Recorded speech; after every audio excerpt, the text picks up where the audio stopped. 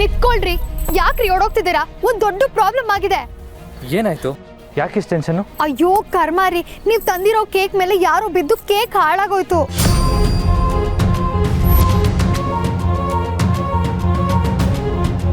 ಈಗೇನ್ ಮಾಡೋದು? ದೊಡ್ಡ ಯಜಮಾನ್ರು ತಲೆ ತಗ್ಸೋ ಅಂತ ಕೆಲಸ ಮಾಡಿದೆ ಅಂತ ಪಾರು ಅಳ್ತಾ ಕೂತಿದ್ದಾಳೆ. ಉಪಾಯ ಹೇಳ್ರಿ ಅಂದ್ರೆ ಅಪಾಯ ಬೆನ್ ಹಿಂದೆ ಬಂದವ್ರ ತರ ಎಸ್ಕೇಪ್ ಆಗಕ್ ನೋಡ್ತಿದ್ದಾರೆ ಈ ಮನುಷ್ಯ. ಪ್ಲೀಸ್, ಇವಾಗ ಅದೆಲ್ಲ ಬೇಡ. ಮೊದಲು ಇವಾಗ ಬಂದಿರೋ ಪ್ರಾಬ್ಲಮ್ನ ಹೇಗೆ ಸಾಲ್ವ್ ಮಾಡ್ಬೋದು ಅಂತ ನೋಡೋಣ. ವೇದಾಂತ್, ಕಮ್.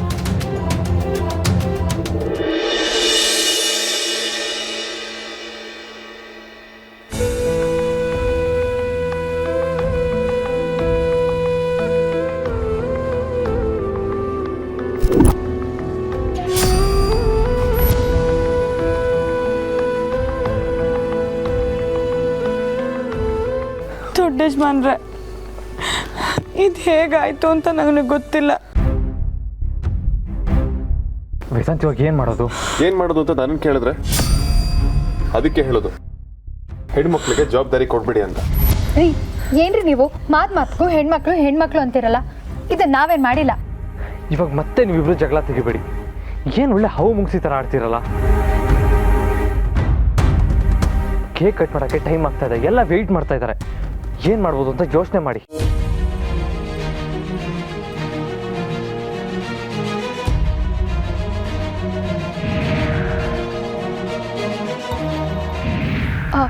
ನನ್ನ ಮಾತು ಕೇಳ್ತೀರಾ ಅಂದರೆ ನಾನೊಂದು ಹೇಳ್ತೀನಿ.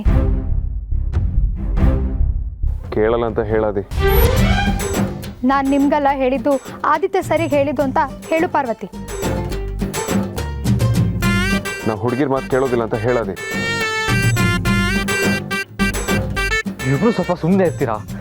ಇಲ್ಲಿ ಟೆನ್ಷನ್ ಆಗ್ತಾ ಇದೆ. ನೀವಿಬ್ರು ಒಳ್ಳೆ. ಹೋಗ್ಲಿ ಬಿಡಿ, ಹೇಳಲ್ಲ. ಅಮೂಲ್ಯ, ಏನು ಹಠ ನಿಂದು? ಅದೇನು ಅಂತ ಹೇಳಬಾರ್ದಾ? ನಾನು ಹೇಗೋ ಮಾಡಿ ಒಂದು ಕೇಕ್ ಅರೇಂಜ್ ಮಾಡ್ತೀನಿ, ನೀವು ಹೋಗಿರಿ. ಹೇಗೆ ಅರೇಂಜ್ ಮಾಡ್ತೀರಾ? ಆದಿ, ಸುಮ್ಮನೆ ಇವ್ರುಗಳ ಮಾತು ಕೇಳ್ಕೊಂಡು ಟೈಮ್ ವೇಸ್ಟ್ ಮಾಡಬೇಡ. ಯಾರಾದರೂ ಕಳಿಸಿ ಕೇಕ್ ತರಿಸು. ಆಗಲ್ಲ ವೇದಾಂತ್, ಅದು ಅಮ್ಮಂಗೋಸ್ಕರ ಅಂತ ನಾನು ಸ್ಪೆಷಲ್ ಆಗಿ ಆರ್ಡರ್ ಮಾಡಿ ತರಿಸಿದ ಕೇಕು. ಇವಾಗ ನಮ್ಮ ಹತ್ರ ಅಷ್ಟು ಟೈಮ್ ಇಲ್ಲ. ನೋಡಿ, ನನ್ನ ಮಾತು ಕೇಳಿ. ಗ್ಯಾರಂಟಿ ಅಖಿಲ ಅಮ್ಮವ್ರಿಗೆ ಇಷ್ಟ ಆಗೋಂಥ ಕೇಕು ನಾನು ತರ್ತೀನಿ. ಅಲ್ಲ ಅಮೂಲ್ಯ, ನನ್ನ ಮೇಲೆ ನಂಬಿಕೆ ಇಡಿ, ನಾನು ತಂದೆ ತರ್ತೀನಿ. Are you sure? ನಿಮ್ಮ ನಂಬಿಕೆನ ಉಳಿಸ್ಕೊತೀನಿ. ಹೋಗಿರಿ, ನಾನು ತರ್ತೀನಿ. ಅದೇನಾಗುತ್ತೋ ನಾನು ನೋಡೇ ಬಿಡ್ತೀನಿ. ತುಂಬ ಅಂದ್ಕೊಳ್ಳೋದು ಬೇಡ. ಅಂದ್ಕೊಳ್ಳೋದು ಜೀವನದಲ್ಲಿ ಏನೂ ಆಗಲ್ಲ.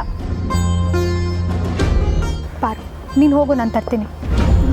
ಹೋಗು.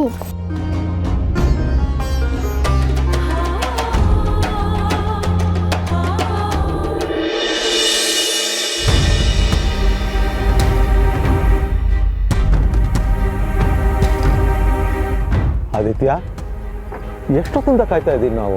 ಇನ್ನು ಅಮ್ಮನ ಬರ್ತ್ಡೇಗೋಸ್ಕರ ಪ್ರೀತಿಯಿಂದ ರೆಡಿ ಮಾಡಿಸಿದ ಕೇಕಲ್ಲಿ.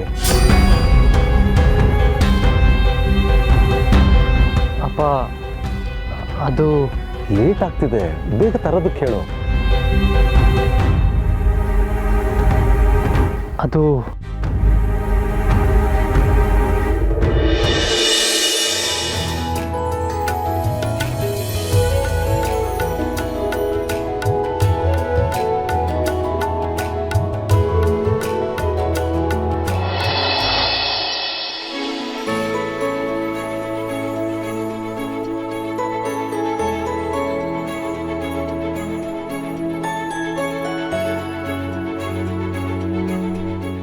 ಇವತ್ತು ಎಲ್ಲರೂ ನನಗೆ ಸರ್ಪ್ರೈಸ್ ಮೇಲೆ ಸರ್ಪ್ರೈಸ್ ಕೊಡ್ತಿದ್ದೀರಾ. ಈ ಕೇಕ್ ಡಿಸೈನ್ ತುಂಬ ಚೆನ್ನಾಗಿದೆ. ಯಾರ ಐಡಿಯಾ ಇದು? ಪಾರು ನಿಮಗೋಸ್ಕರ ತಯಾರು ಮಾಡಿರೋ ಕೇಕ್ ಅಮ್ಮ ಇದು.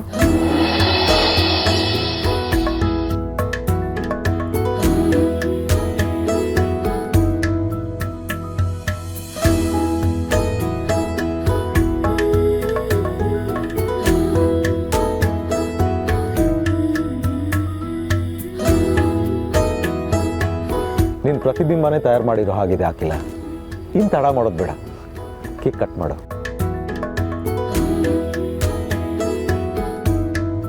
Happy birthday to you, happy birthday to you, happy birthday to you ಅಮ್ಮ.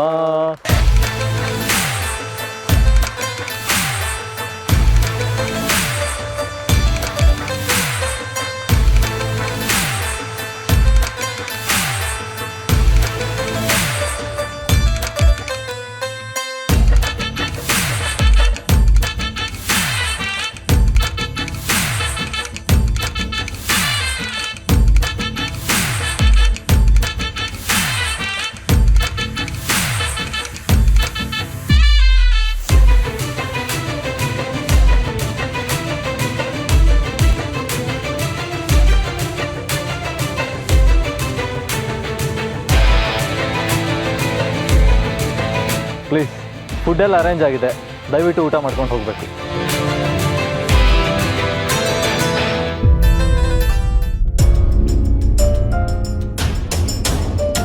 ಎಲ್ಲರೂ ಸೆಲೆಬ್ರೇಟ್ ಮಾಡ್ತಿದ್ದಾರೆ.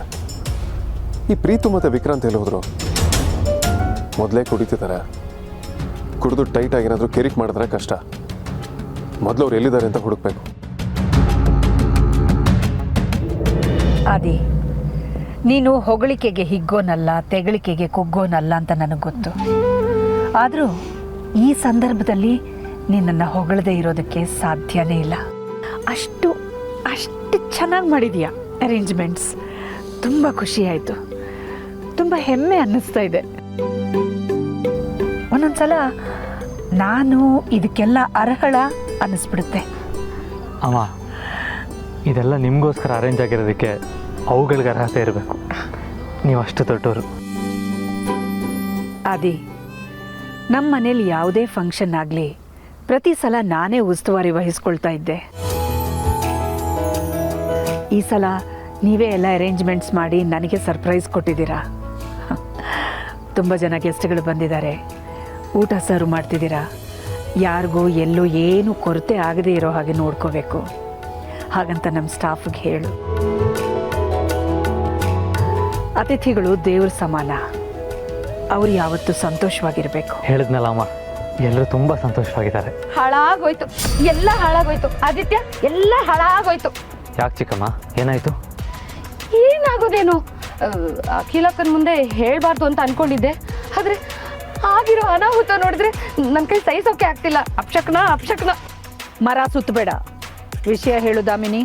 ಅಲ್ಲ ಅಕ್ಕ, ನಮ್ಮ ಮನೇಲಿ ಎಷ್ಟೇ ದೊಡ್ಡ ಪ್ರೋಗ್ರಾಮ್ ಆದರೂ, ಏನೇ ಒಳ್ಳೆ ಕಾರ್ಯ ಆದರೂ ಅಡುಗೆ ಎಲ್ಲಿಂದ ಬರುತ್ತೆ ಹೇಳಿ? ನಮ್ಮ ಸ್ಟಾಫ್ ಇದಾರಲ್ಲ ಅಡುಗೆ ಮಾಡೋಕ್ಕೆ, ಬೇರೆ ಕಡೆಯಿಂದ ಯಾಕೆ ಬರಬೇಕು? ಅದೇ ನಾನು ಹೇಳ್ತಾ ಇರೋದು.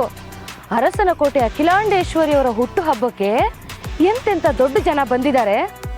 ಆ ತಿರುಗೋಕೆ ಕೆಲಸದವಳು ಪಾರ್ವತಿ ಏನ್ ಮಾಡಿದಾಳೆ ಗೊತ್ತಾ? ಏನು ಮಾಡಿದಾಳೆ ಚಿಕ್ಕಮ್ಮ? ಅದ್ಯಾವುದೋ ಡಬ್ಬ ಕ್ಯಾಟ್ರಿಂಗ್ ಇಂದ ಅಡಿಗೆ ಮಾಡಿಸಿ ತರಿಸಿದಾಳೆ. ಅದು ಅಲ್ಲದೆ ಸ್ಟೈಲ್ ಆಗಿ ಪ್ಲೇಟಲ್ಲಿ ಬುಫೆ ಸಿಸ್ಟಮ್ ಅಲ್ಲಿ ಊಟ ಕೊಡೋದು ಬಿಟ್ಟು ಬಾಳೆ ಎಲೆ ಹಾಸಿ ಊಟ ಕೊಡ್ತಿದ್ದಾಳೆ. ಇದೇನು ದೇವಸ್ಥಾನ ಕೆಟ್ಟೋಯ್ತಾ? ಅದಿ, ಏನಿದೆಲ್ಲ, ಏನು ನಡೀತಿದೆ?